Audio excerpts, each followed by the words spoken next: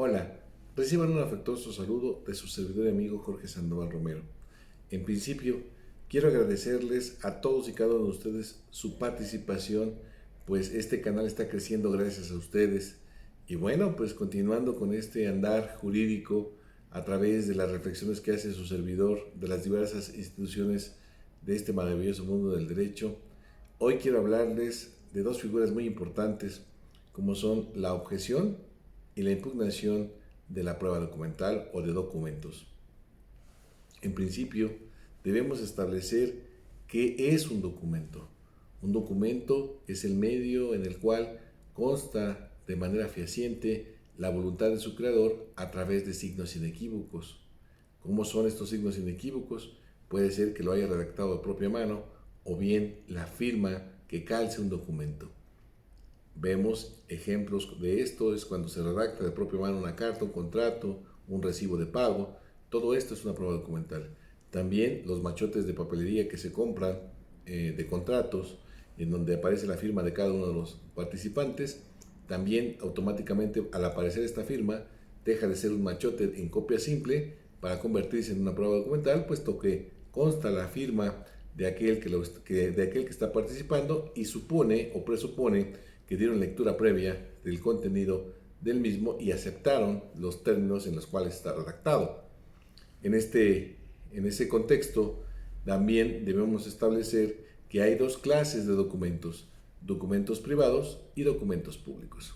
Los documentos privados son aquellos que obviamente no son expedidos por un funcionario público que les pueda dar certeza de su contenido. Proviene de alguna de las partes y obviamente con los requisitos que acabamos de señalar. Y el documento público es aquel que sí es expedido por un funcionario público, valga la redundancia, en ejercicio de sus funciones y que da certeza a su contenido. Por ejemplo, la fe notarial, la fe judicial y en todo caso, en un momento dado, también los que se expiden a través de oficiales del registro civil o dependencias de gobierno en ejercicio de sus funciones y que son pruebas documentales. Ahora bien, también debemos exponer que los documentos son los documentos fundatorios del derecho, y así lo establecen las diversas legislaciones, porque dice que a toda demanda debe acompañarse el documento fundatorio del derecho. Entonces, necesariamente hablemos de un documento, aunque sabemos que hay procedimientos que no necesitan una prueba documental para justificar el derecho. No es el momento de hablar de ese tipo de procedimientos, no obstante ello, la gran mayoría, un 99.9%, sí se necesita de un documento para justificar el derecho. Ahora bien, en este caso particular, las documentales son o deben ser consideradas como prueba desde el momento en que se adjunta la demanda y obviamente cuando se ofrecen en el periodo correspondiente. Así las cosas, debemos establecer también la distinción en el procedimiento ordinario o en los procedimientos especiales o específicos que establecen las formas en las cuales tienen que ofrecerse los documentos. Veamos un ejemplo de lo que estamos diciendo en este momento. Sabemos que en el procedimiento ordinario la estructura procedimental es la fase expositiva, que se integra por la demanda, la contestación, la reconvención y la contestación a esta. Y posteriormente se apertura la fase instructiva, donde se integra por la fase de ofrecimiento y desahogo de pruebas, la fase preconclusiva o de alegatos y la etapa conclusiva, que es la sentencia. Bajo estos lineamientos debemos establecer en esta línea del tiempo en dónde se ofrece la prueba documental en el procedimiento ordinario. Les vuelvo a repetir, puede ser desde el escrito inicial de demanda, se ofrecen los documentos, o bien puedes ofrecer documentos en el escrito de ofrecimiento de pruebas. Pero también debemos hacer una precisión muy importante.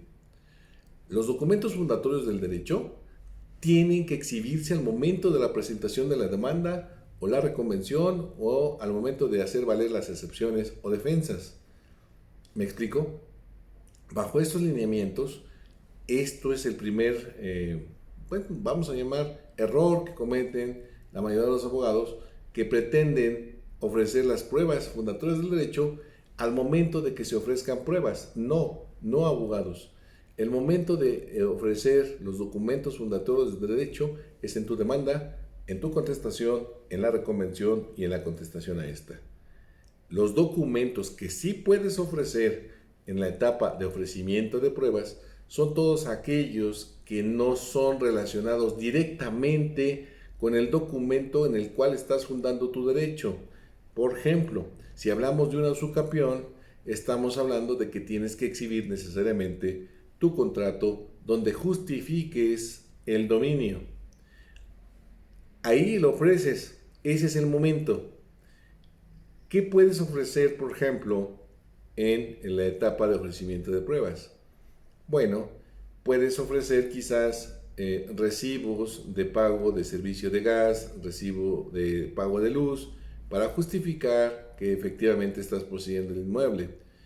O bien, en algunas ocasiones, puedes ofrecer una constancia de catastro que tiene la clave catastral número X y esa es una prueba documental que obviamente no es un documento fundatorio del derecho, porque en el procedimiento de usucapión, tomando nada más como ejemplo, es exhibir el justo título, el certificado de inscripción del inmueble que pretendes usucapir, y esto sería suficiente para establecer esta circunstancia de que se está intentando una demanda de usucapión. ¿Por qué? Porque tienes que justificar el justo título y el certificado a nombre de quien está inscrito. Esos serían principalmente los documentos basales. Ahora bien, ¿cuándo se impugna un documento o cuándo se objeta un documento? La objeción y la impugnación son figuras semejantes, pero no iguales. Es decir, la objeción se hace para objetar documentales privadas en las cuales tú le restas eficacia y valor probatorio al documento, que quizás es un título imperfecto o es un documento imperfecto que sabes que necesariamente la parte actora tiene que perfeccionarlo, porque en este caso particular, por ejemplo, si tú objetas el contrato de compra-venta que se está exhibiendo, no es suficiente, tienes que especificar por qué lo estás objetando. Pero si, por ejemplo, tú objetas en un momento dado los recibos de pago de luz o de consumo de teléfono, pues eso basta por la simple objeción para restarles eficacia y valor probatorio, puesto que no son documentos que van a justificar o van a perfeccionar la cuestión del justo título. ¿Me explico? Y en este caso particular, debemos establecer que se trata de objetar documentos imperfectos. Y al momento de yo objetar la prueba documental como parte demandada, corresponde a la parte actora perfeccionarlo. Por eso digo que se trata de documentos imperfectos en este sentido. Por ejemplo, si yo objeto como parte demandada el contrato privado de compra-venta, ¿qué le corresponde al actor? Pues demostrar que ese documento es eficaz y que es cierto. ¿Cómo lo vamos a demostrar? Bueno, si la parte demandada lo objeta porque quizás está alterado, porque no es el contenido, porque a lo mejor es falso, bueno, pues tengo que ofrecer la expertise correspondiente, ¿me explico? Y tendré que demostrar que el contenido es cierto, que la firma es cierta y todo este tipo de cuestiones. Ahora bien, técnicamente la impugnación se tiene que hacer valer respecto a documentales públicas, ¿sale?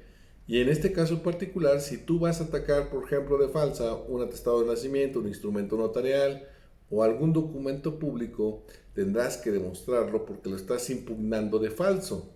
No obstante, en este caso particular, también debemos establecer que la impugnación no necesariamente tiene que ser sobre documentos públicos. También puedes impugnar de falso un documento privado. pero técnicamente tendrás que decir que objetas el documento en cuanto a su alcance y valor probatorio porque la firma que lo calza es falso. Y obviamente tendrás que demostrarlo.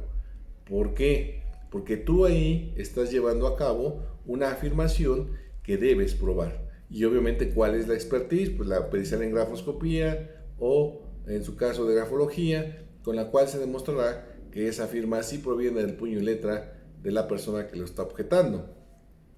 Pero en este caso particular es importante que sepamos distinguir técnicamente qué se objeta y qué se impugna.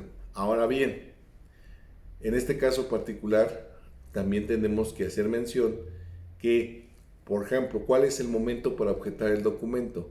Sabemos que técnicamente tenemos 3 días desde el momento en que se ofrecen las documentales. Por ejemplo, si soy la parte demandada, tengo 3 días para objetarlos, o bien tengo un segundo momento al momento en que se abre el procedimiento a prueba, hablando específicamente del procedimiento ordinario.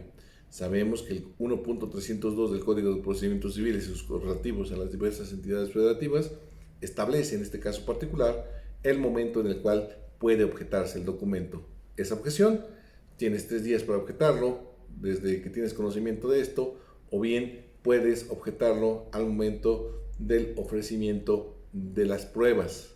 Recomendación: objetalo desde el momento en que contestes la demanda, porque si se te olvida, entonces vas a tener muchos problemas. Yo creo que es necesario que lo impugnes, que lo objetes desde el momento en que estás contestando la demanda.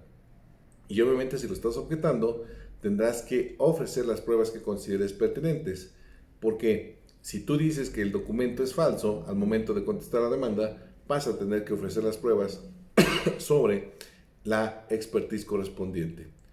Ahora bien, donde sí podemos ver alguna situación diferenciada en relación a estas dos figuras es en materia mercantil, puesto que en materia oral mercantil se establece que la objeción de los documentos se puede hacer al momento de que se lleve a cabo la audiencia preliminar, al momento de que se admiten las pruebas documentales. Eso es lo que dice el código. No obstante, los tribunales federales ya establecieron que se puede hacer vía escrita al momento de contestar la demanda, reconvenir contestar esta. Se puede hacer por escrito.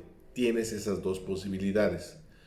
Sin embargo, en este caso particular, también en materia mercantil establece que si tú impugnas de falso el documento, lo puedes hacer en la contestación por la vía de excepción de falsedad y tendrás que ofrecer los medios de prueba que consideres pertinente. Pero si se trata del desahogo de vista de las excepciones y defensas, yo, parte actora en el procedimiento, lo tengo que hacer vía incidental oral al momento de que se lleve a cabo la audiencia preliminar.